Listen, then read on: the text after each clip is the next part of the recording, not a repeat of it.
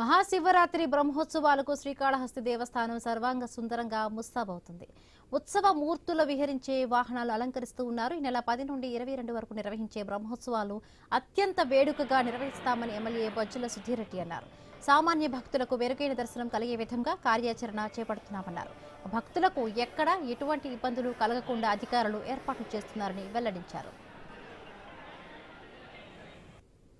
ఈ టెంపుల్ ఏదైతే ఇష్యూస్ ఉన్నాయో దాని మీద కూర్చొని సుదీర్ఘంగా చర్చించి ఎక్కడ ఏమేమి చేయాలా, ఎట్లా ఏ రకంగా పొజిషన్ చేయాలా, పోలీస్ సిస్టమ్ ఎంత తేవాలా, టెంపుల్లో ఇంకా ఎక్స్ట్రా ఫండ్స్ ఏమైనా కావాలా, దాని తర్వాత డ్రోన్స్ ఏ రకంగా చేయాలా, ఎంతమంది డిఎస్పీని ఎస్పీని డిస్పాచ్ చేయాలా. చంద్రబాబు నాయుడు గారు ఆలోచన ఏంటంటే ఒక స్పెషల్ గ్రేడ్ ఆఫీసర్ని ఈ 14 రోజులు 13 రోజుల కోసం మొత్తం కూడా పర్సనల్ డిప్లాయ్ చేసి చూసుకోమని చెప్పి ఒక ఆదేశాలు ఇచ్చినట్టు మన సూచనలు వస్తున్నాయి. వాళ్ళు కూడా ఎవరు ఇచ్చినారు ఏమి ఇచ్చినారని కూడా మీకు ఆ రోజు నేను మేము మొదలు పెడతాను. మధుసూదన్ రెడ్డి గారు ఉన్నప్పుడు, ఆయన ఎక్స్ఎమ్మెల్యే ఉన్నప్పుడు ఆయన మరి ఆ రోజు గుడిమల్లాన్ని ఇచ్చినప్పుడు టెంపుల్ ఇచ్చినప్పుడు 7,65,000 ఉన్నాయి. ఈరోజు దగ్గర 1,80,00,000 దాటింది 18 నెలల్లో. ఎట్ట దాటుతుంది?